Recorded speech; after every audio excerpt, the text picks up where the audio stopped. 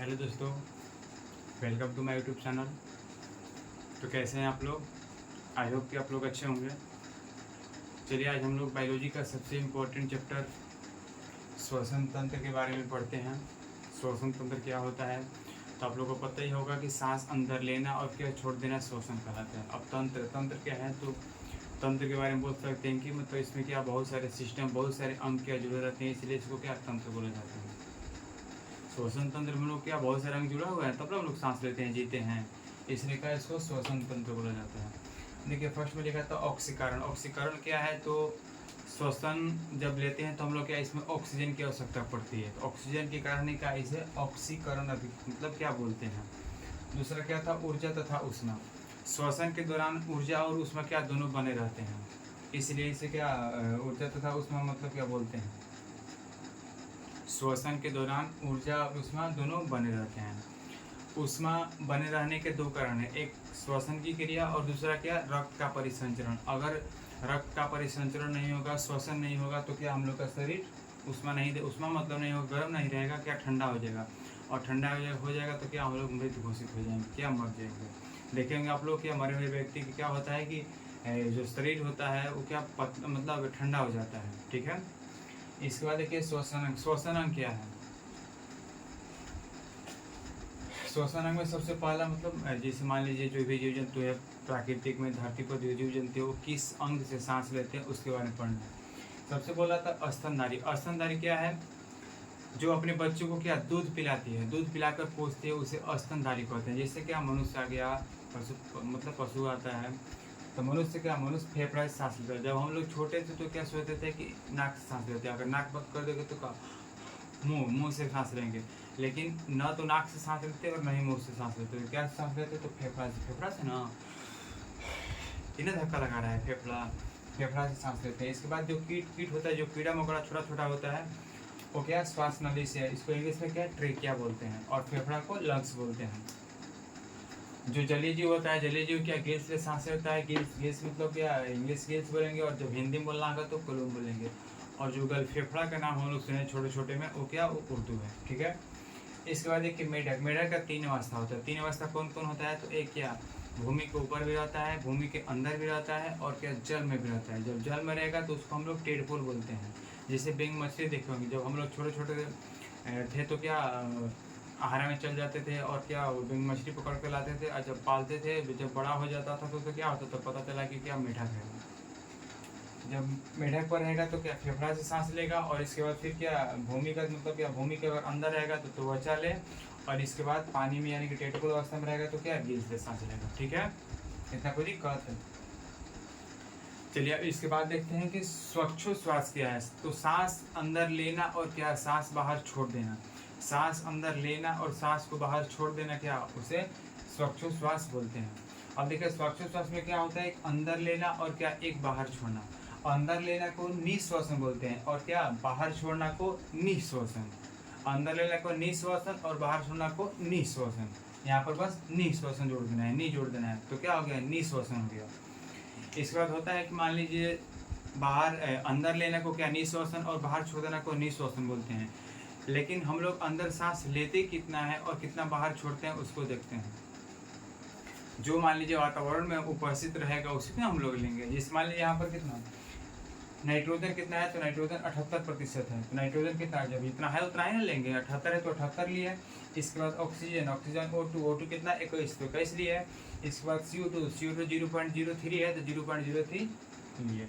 इसके बाद देखिए बाहर छोड़ दिए, निश्वसन क्या हुआ, तो निश्वसन में क्या होता है, नाइट्रोजन 78 था तो 78 ही छोड़ दिए, ठीक है। एक बाद देखिए ऑक्सीजन था कितना 21, लेकिन लिए कितना 17, कितना का डिफरेंट हुआ, 4 का डिफरेंट हुआ। इसको 4 या 4.6 ये भी बोल सकते हैं, ठीक है। 4 ही हम लोग पढ़ेंगे लेकिन होता 4.6 है। और ऑक्सीजन कार्बन डाइऑक्साइड कितना था 0.03, लेकिन छोड़े कितना 4%, तो कहीं ना कहीं तो मैंने छुआ ना। इसमें ले रहे थे 21, छोड़े 17, और ये ले रहे थे 0.03 और छोड़े कितना 4%, तो दोनों का डिफरेंट हो रहा था, दोनों का कॉम्बिनेशन बन रहा था बराबर। इतना कोई दिक्कत है? चलिए इसका स्क्रीनशॉट ले लीजिए, इसके बाद आगे देखते हैं। तो चलिए अगला देखते हैं हम लोग श्वसन मार्ग। श्वसन मार्ग क्या है, तो वायु जिस जिस रास्ते से होकर क्या जाती है उसे क्या श्वसन मार्ग कहते हैं। जैसे यहाँ पर लिखा था कि वायु जिस मार्ग का क्या अनुसरण करती है उसे श्वसन मार्ग कहते हैं। और सबसे श्वसन मार्ग का सबसे फर्स्ट क्या है, तो सबसे फर्स्ट है नसा छिद्र।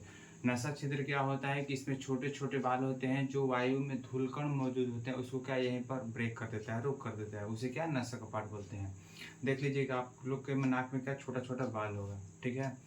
इसके बाद आता है नासा कपाट, दूसरा है नासा कपाट। तो नासा कपाट जो ई वाला पार्ट है इसको क्या नासा कपाट बोलते हैं। इस पर मार कर देखिएगा, बहुत ज़्यादा चोट लगता है। नासा कपाट के अंदर अंदर जब ऐसे उंगली लगा के देखिएगा तो इसमें क्या कुछ चिपचिपा पदार्थ आएगा।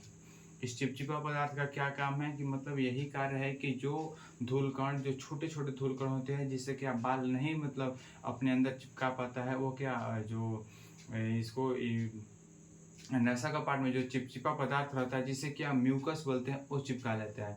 और एक सप्ताह 1.5 सप्ताह के बाद क्या जब पूरा हो जाता है तो हम लोग इसे नाक से उंगली से छुड़ा कर इसे फेंकते हैं, उसको क्या नाक ट्यूब बोलते हैं, ठीक है। वाला क्या होगा, नसा छिद्र, नसा कपाट। इसके बाद क्या, इसके बाद देखिए ग्रसनी था, ग्रसनी जो हल्लक बोलते हैं हम लोग, हल्लक इसको बोलते हैं जिसमें वायु और क्या खाना दोनों जाती है, उसे क्या ग्रसनी बोलते हैं। तीसरा क्या था, स्वरतंत्र, तो इसको स्वरतंत्र बोलते हैं। अगर स्वरतंत्र को हम लोग चाप लेंगे तो बोली नहीं निकल पाएगा, ठीक है। इसके बाद क्या था, तो श्वास नली था। देखिए फिर से, नसा छिद्र, नसा कपाट, ग्रसनी, स्वरतंत्र, और इसके बाद क्या हो गया, इसके बाद श्वास नली। तो देखिए इधर श्वास नली, श्वास नली ये वाला है, यहाँ से यहाँ श्वास नली। सिंगल आया तो श्वास नली और डबल गया तो क्या हो गया, उसको देखिए ब्रोंकाई बोलते हैं। ब्रोंकाई को हिंदी में क्या बोलते हैं, तो इधर देख लीजिए, ब्रोंकाई को हिंदी में क्या श्वसनी बोलते हैं, ठीक है। सिंगल आया तो श्वास नली, अगर दो में विभक्त हो गया तो उसको ब्रोंकाई श्वसनी बोलते हैं। अगर बहुत सारे गुच्छों में इसे बट गया, इसे ऐसे गुच्छों में बहुत सारे, जैसे यहाँ पर देखिए सिंगल आया था, फिर यहाँ पर क्या डबल हो गया, और डबल होते हुए फिर क्या यहाँ पर देखिए बहुत सारे मतलब क्या ऐसे पार्ट में बट गया, बहुत सारे पार्ट में बटा है, इसको इसको इसको इसको इसको यहाँ पर भी देखिए बटा हुआ है। इसको ब्रोंक्यूलेस बोलते हैं, हिंदी में बोलिएगा तो श्वसनिका बोलते हैं, ठीक है। और इसके बाद देखिए अल्वेली, जो ब्रोंक्यूलेस है उसके हेड पर देखिए कुछ गुच्छा पत्तियों, मतलब पत्तियों के जैसा क्या गुच्छा रहता है, देखिए गुच्छा यहाँ पर, इसको अल्वेली बोलते हैं, इसको वायु कोष्ठक हिंदी में बोलते हैं, ठीक है। फिर से एक बार देखिए, वायु किस किस मार्ग से होकर क्या अनुसरण करती है, किस किस मार्ग से होकर क्या जाती है, नसा छिद्र, नसा कपाट, ग्रसनी, स्वरतंत्र। सिंगल आया तो क्या हुआ, श्वास नली, और डबल में विभक्त हो गया तो उसको क्या बोलते हैं, ब्रोंकाई बोलते हैं। ब्रोंकाई को हिंदी में क्या बोलते हैं, तो श्वसनी बोलते हैं। और बहुत सारे पार्ट में इससे बट गया तो उसको श्वसनिका बोलते हैं, ठीक है। और जो बहुत सारे पार्ट में इससे बटा था उसके हेड पर क्या समान गुच्छों के मतलब कुछ क्या बोलेंगे, पतिया के समान होती है, उसे क्या अल्वेली बोलते हैं। और हिंदी में बोलेंगे तो वायु कोष्ठक बोलेंगे। आ रहा है समझ में, ठीक है। और इसके बाद फिर कहाँ, ब्लड, वायु कोष्ठक में तो ब्लड ही रहता है ना, ब्लड। और इसके बाद क्या, सेल, और सेल क्या, माइटोकॉन्ड्रिया, माइटोकॉन्ड्रिया लेकर चला जाएगा। ब्लड और सेल माइटोकॉन्ड्रिया के बारे में हम लोग बाद में पढ़ेंगे। इसके बाद चलिए, इतना तो कोई दिक्कत नहीं है, तो इतना स्क्रीनशॉट लीजिए, इसके बाद आगे देखा जाएगा। तो चलिए अब हम लोग पढ़ते हैं कि सांस लेने में मदद कैसे होता है, मतलब हम लोग को मतलब कौन करता है, ठीक है। देखिए सांस हम लोग को लेने में सबसे ज़्यादा मदद करता है डायफ्राम, जो फेफड़ा के नीचे पार्ट होता है, नीचे ऐसे होता है, नीचे डायफ्राम, देख रहे होंगे डायफ्राम। जब हम लोग सांस लेते हैं तो देखिए अभी इसे टेढ़ा करके है, वक्र जैसा है। जब हम लोग सांस लेंगे तो पूरा सीधा हो जाता है इसे, ठीक है। जैसे मान लीजिए हम लोग सांस लिए, सांस अंदर ले लिए तो क्या होगा, पूरा एकदम प्लेन हो जाएगा। अगर सांस बाहर छोड़ना होगा तो फेफड़ा के पास उतना हम लोग को कैपेसिटी नहीं है कि क्या सांस उठाकर बाहर फेंक दे। आ रहे समझ में, फेफड़ा के मतलब हम लोग के फेफड़ा के पास उतना हम लोग का मतलब क्या स्ट्रॉन्ग नहीं है कि वो बाहर उठाकर फेंक दे। तो सांस को बाहर उठाने में मदद कौन करते तो जानना है ना। देखिए होता क्या, बताते हैं। जैसे मान लीजिए हम लोग सांस भी लिए, पूरा सांस ले, सांस को बाहर भी फेंकना है ना। अगर मान लीजिए सांस हम लोग ले लिए, खाली सांस लेते जा रहे हैं और फेंक ही नहीं रहे, पता चला कि बाद में ढेमला जाएंगे ऐसे करके, होता है। देखिए जब सांस हम लोग अंदर ले लिए तो डायफ्राम क्या करता है, डायफ्राम फेफड़ा को धक्का मारता है, धक्का। जैसे धक्का मारेगा डायफ्राम फेफड़ा को, तो सांस उठाकर क्या कर देगा, बाहर फेंक देगा। ठीक है, आ रहा समझ में। सांस लेते हैं हम लोग और डायफ्राम क्या, डायफ्राम सांस को बाहर उठा कर फेंकने में क्या करता है, फेफड़ा को धक्का मारता है कि भाई मार, धक्का जब मारेगा तो सांस बाहर फेंकने के। मान लीजिए कोई ऐसा होता है, सांस हम लोग ले लिए, पूरा सांस ले लिए, ठीक है, डायफ्राम काम नहीं करेगा, डायफ्राम मान लीजिए रुक गया, इसे काम नहीं करेगा, फिर फेफड़ा बोलेगा ये भाई ढकेल ढकेल ढकेल ढकेल, डायफ्राम को बोलेगा ना धक्का दो, डायफ्राम बोलेगा आज हम तुमसे गुस्सा है, नहीं फेंकेंगे, जाओ। क्या कर लेगा तू, तो खाली सांस लेते हैं, सांस मान लीजिए जब लेंगे, सांस जब बाहर नहीं छोड़ेंगे तो क्या होगा, दम घुट के मरबे नहीं करेंगे। लेकिन ऐसा नहीं होता है, अवश्य एकदम फेंकेगा। सांस लेते हैं हम लोग तो छोड़ना भी है, और सांस छोड़ना है तो सांस लेना भी है। देखिए कभी कभी क्या होता है कि जब कभी एक्सीडेंट होता है तो न हाथ टूटेगा न पैर टूटेगा और न सर में चोट, ना इधर चोट, कहीं पर चोट नहीं लगेगा, सीधे आके यहीं पर चोट लगता है। जब यहाँ पर चोट लगेगा तो क्या होगा, डायफ्राम कमजोर हो जाएगा, टूट जाएगा। यह संयोजी ऊतक का बना होता है, ठीक है, डायफ्राम जो है उस संयोजी ऊतक का बना होता है, ठीक है।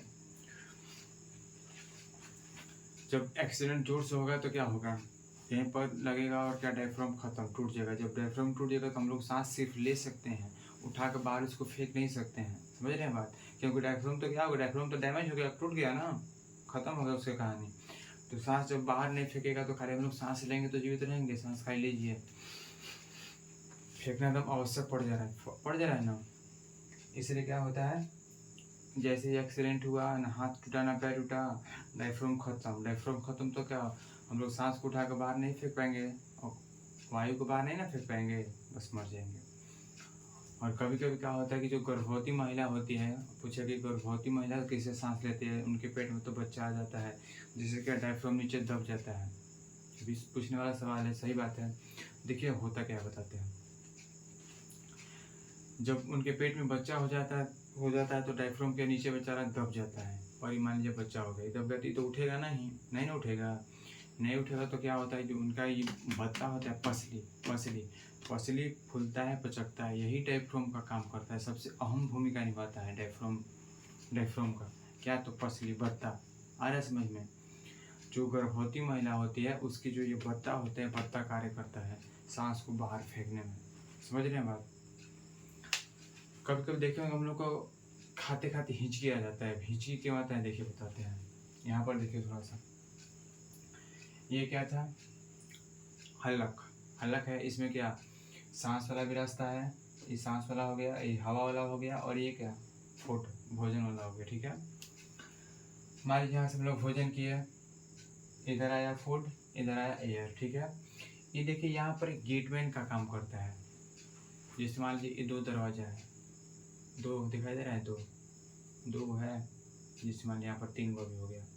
ये गेटमैन का काम करता है, इसको बंद कर देगा तो कभी इसको बंद करेगा, कभी इसको बंद करेगा तो इसको बंद करेगा। अब देखिए कैसे बंद होता है, कैसे क्या होता है। जैसे मान लीजिए हम लोग खाना खाते तो सीधा इधर आ गया, हवा लिए इधर आ गया। ये जो क्या है, इसका नाम एपिग्लोटिस है, एपिग्लोटिस, ठीक है। ये गेटमैन का काम करता है। ये क्या होगा, इधर ऐसे बंद होता है, ऐसे होगा तो कभी ऐसे होगा, तो कभी ऐसे होगा, तो कभी ऐसे होगा, ठीक है। और बंद होता कैसे देखिए, और इसको बंद करता कौन है, तो इसको बंद माइंड करता है, दिमाग करता है। भगवान जी बहुत सोच करके बनाए हम लोग को, ठीक है। कैसे कौन कार्य करना है, कैसे कौन कार्य, कौन किसका नियंत्रण करेगा, कौन पार्ट का, कौन शरीर के अंग का कौन चीज नियंत्रण करेगा, बहुत सोच के बनाए हैं। ऐसे थोड़ा किसका हम लोग नियंत्रण करते हैं कि हाँ भोजन कार्य एपिग्लोटिस, एयर को बंद कर दो, हम लोग हवा ले रहे हैं, एपिग्लोटिस भोजन को बंद कर दो, ऐसा नहीं ना होता है जी, नहीं। इस सब का, इसका सब कॉम्बिनेशन कौन करता है, तो माइंड करता है, इसको सब माइंड इधर से उधर करता है। अब देखिए कैसे हिचकी कैसे हम लोग का आता है। कभी कभी क्या होता है कि हम लोग भोजन करते हैं और किसी की याद में खो जाते हैं, किसी की याद में कहीं कहीं पर खो जाते हैं, और भोजन कर रहे हैं, खा रहे हैं और किसी की याद में है। जब भोजन कर रहे हैं और किसी की याद में है तो जो दिमाग हम लोग का है किसी को याद कर रहा था, समझ रहे हैं बात, किसी को याद कर रहा है ना। जब भोजन हम लोग किए तो एपिग्लोटिस जो माइंड से पूछेगा कि ये भाई जो हमको दे रहा है, वो हवा है कि भोजन है कि कुछ बताएगा, तब ना हम कुछ करेंगे। लेकिन माइंड तो क्या किसी के सोच में है, किसी की याद में है, अपने गर्लफ्रेंड की याद में है, समझ लीजिए, ठीक है।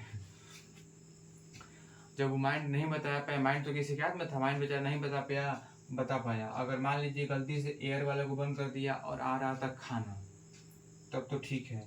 अगर मान लीजिए भोजन वाले को बंद कर दिया, अगर इधर आ रहा था खाना, तो दिक्कत तो होगा ना। ये एयर वाला बोलेगा, ए भाई ए फेफड़ा बोलेगा, तो इधर कहाँ आ रहा है, ये तो मेरा रास्ता है, हवा का रास्ता है, तो भोजन आ रहा है, तो हचाक से का मारेगा धक्का, डायफ्राम मारेगा ना।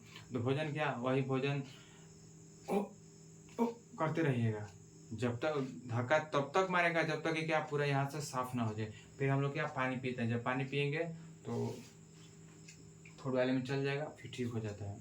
कभी कभी क्या होता है, कभी कभी अचानक से हम लोग खाते हैं, अचानक से धड़धड़ाई एयर वाले में चल जाता है। जब एयर वाले में चलेगा तो क्या, फिर से कस के धक्का मारेगा, तो धक्का मारता है तो सब नाक पे हाथ फेंक देते, नाक पे और मुंह पे हाथ फेंक देते हैं, होता है ना, अचानक से सरक जाता है, ध्यान नहीं रह पाता है। समझ में आया हिचकी क्यों आता है। भोजन वाले जब भोजन करेंगे, जब हवा वाले में आएगा तो हिचकी ही भी करेगा, क्योंकि यह धक्का मारेगा। जब भोजन को धक्का तब तक मारेगा जब तक कि क्या पूरा इसका नली साफ ना हो जाए। ये भोजन जो था भोजन वाले में चलना जाए, ठीक है। चलिए इसके बाद देखिए, जो हम लोग था श्वास नली था, इसको इंग्लिश में ट्रेकिया बोलते हैं। जो ट्रेकिया था, इसमें सी टाइप का कार्टिज होता है, सी टाइप का, जिससे मान लीजिए इपाइप हो गया। जो इपाइप था इसमें सी टाइप का मतलब नर्म हड्डी मतलब का इसको पकड़ ले रहता है। क्यों पकड़ रहा है, जिससे मान लीजिए इपाइप है, पाइप, अगर मान लीजिए हवा ले रहे हैं तब तो ठीक है। जैसे सबमर्सिबल पंप देखे होंगे आप लोग, सबमर्सिबल पंप में क्या होता है कि जब तक जो डिलीवरी पाइप होता है, जब से पानी मारते हैं, इसे मारते हैं ना, हाँ सब लोग मारते होंगे। पानी जब जाता है तब तो पाइप ठीक है फुला रहता है, लेकिन जैसे ही मोटर बंद होता है पाइप चिपक जाता है। वैसे ही कंडीशन इसका है, जो हम लोग का ट्रेकिया है, श्वास नली है। मान लीजिए सांस ले रहे हैं तब तो ठीक है, लेकिन कभी कभी हम लोग सांस रोकते भी हैं, जिसमें का हवा नहीं जा पाता है। हवा नहीं जाएगा तो क्या, ये पाइप चिपक जाएगा, समझ रहे हैं बात, चिपक जाएगा। ये नहीं चिपकने के लिए, जब चिपक जाएगा तो क्या हम लोग का सांस अगर लेंगे तो फिर सांस लिएगा, बात छोड़ेंगे तो बात छोड़ेगा नहीं छोड़ेगा, तो क्या उस टाइम खत्म। लेकिन भगवान बहुत दिमाग लगा कर बनाए हैं, हम बताए थे पिछले बार भी, भगवान जी हम लोग का क्या बहुत दिमाग लगाकर शरीर का पार्ट बनाएंगे। कौन कैसे बनाएंगे तो कैसे चलेगा, कैसे रहेगा। जो हम लोग का ट्रेकिया है, श्वास नली है, इस पर क्या सी टाइप का मतलब सी टाइप का मतलब नर्म क्या बोलते हैं, नर्म हड्डी का शेप बना है, कार्टिज बना है, ताकि क्या पाइप को पकड़ ले। जिससे मान लीजिए पाइप है, अगर ये पाइप को में से हड्डी से उंगली से पकड़ लेंगे तो ये पाइप कहीं जाएगा, एक दूसरे से सटेगा, ये पचकेगा, कभी नहीं पचक पाएगा, नहीं ना पचकेगा। ये जो श्वास नली था ये एक दूसरे से का चिपकेगा नहीं, इसलिए क्या सी टाइप के मतलब कार्टिज का क्या यहाँ पर नर्म हड्डी का इसमें सी टाइप के मतलब कार्टिज बनाया, ताकि क्या पाइप सटे नहीं, ठीक है। तो चलिए इसका स्क्रीनशॉट लीजिए वो, इसके बाद आगे देखते हैं। नसा छिद्र, नसा कपाट, ग्रसनी, स्वरतंत्र, ट्रेकिया, ब्रोंकाई, फिर ब्रोंक्यूलेस और अलवेली, ठीक। हवा अलवेली तक पहुंचा दी है, ठीक है। अब देखिए अलवेली में क्या महाभारत होता है, क्या उसमें होता है, देखो अलवेली था। अलवेली में देखिए क्या होता है, खून होता है, ठीक है, ब्लड होता है, ब्लड खून होता है। अलवेली के अंदर खून होता है, और खून में क्या हीमोग्लोबिन होता है। और जो हीमोग्लोबिन है, हीमोग्लोबिन ही गैसों का क्या आदान और प्रदान करता है, ऑक्सीजन देता है, और वहाँ से क्या CO2 उठा लेता है। समझ रहे बात, आ रहा है समझ में, फिर से सुनिए। अलवेली में क्या ब्लड रहता है, और ब्लड में क्या हीमोग्लोबिन रहता है, ठीक है। जो हीमोग्लोबिन है वही गैसों का क्या करता है, तो आदान और क्या प्रदान करता है, समझ रहे हैं बात। वहाँ से ऑक्सीजन CO2 लेगा, और क्या यहाँ से ऑक्सीजन लेकर उठा कर दे देगा। देखिए अब होता क्या है, होता क्या, जैसे मान लीजिए हम लोग सांस लिए तो क्या अलवेली तक वायु कोष्ठक हवा पहुँच गया, यहाँ पर खून रहता है, खून में हीमोग्लोबिन रहता है, हीमोग्लोबिन यहीं पर बैठा हुआ है, ठीक है। और यहाँ से जैसे ही ऑक्सीजन हम लोग सांस लिए, ऑक्सीजन पहुँचा, तो यहाँ से क्या O2 को उठा लिया, ठीक है। O2 को उठा लिया, तो हीमोग्लोबिन, और O2 हीमोग्लोबिन O2 को उठाकर पूरा शरीर पूरा कोशिका में पहुंचा देगा, पूरा कोशिका। और कोशिका में क्या होता है, माइटोकॉन्ड्रिया होता है, समझ रहे हैं बात, पूरा कोशिका में। क्योंकि शरीर में तो पूरा मतलब जितना है सभी जगह ब्लड है, और ब्लड है तो क्या वहाँ पर हीमोग्लोबिन है, ठीक है, सब जगह पहुंचा देगा। और वहाँ से क्या करेगा, वहाँ से जो CO2 होगा ऑक्सीजन देकर, और CO2 वहाँ से उठा लेगा, उठाकर और फिर आकर फेफड़ा को दे देगा, ठीक है। और फेफड़ा को देगा तो वही का डायफ्राम धक्का मारेगा तो हम लोग क्या बाहर सांस छोड़ देते हैं, समझ रहे हैं बात, यही होता है। फिर से एक बार देखिए, वायु कोष्ठक तो क्या O2 आ गया था, और यहाँ पर क्या हीमोग्लोबिन था, तो हीमोग्लोबिन O2 को उठाकर पूरा शरीर के कोशिका में पहुंचा दिया, और वहां से CO2 को उठाकर फिर क्या उठाकर बाहर फेंक दिया, ठीक है। देखिए होता कभी कभी क्या है, हम लोग धुआं में चल जाते हैं, धुआं में जब चल जाते हैं तो O2 वहाँ पर जो हीमोग्लोबिन रहता है उसको छोड़ देता है। जब हम लोग धुआं में चल जाते हैं, धुआं वाला एरिया में, तो धुआं में क्या होता है, कार्बन मोनोऑक्साइड होता है, ठीक है,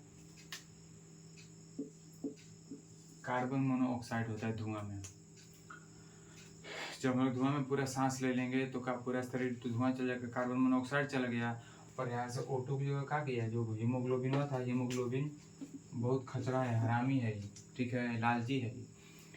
इसको ऑक्सीजन से ज़्यादा क्या पसंद है, तो CO कार्बन मोनोऑक्साइड पसंद है। जैसे ही धुआं वाले एरिया में जाएंगे तो क्या किया, वो या धुआं ले लिया, जब धुआं लेगा कार्बन मोनोऑक्साइड ले लिया तो का पूरा शरीर में कार्बन मोनोऑक्साइड फैल जाएगा हीमोग्लोबिन की सहायता से, तो हम लोग को क्या चक्कर जैसा आने लगता है, सुस्त मियाज हो जाता है, ठीक है, समझ रहे हैं बात। देखे होंगे कभी कभी ठंडा के दिनों में हम लोग बोरसी करके आग बोझ कर घर में सोते हैं, धुआं करके, पूरा घर में एकदम क्या होता है, कार्बन मोनोऑक्साइड भर जाता है, देखिएगा चक्कर जैसा आने लगता है।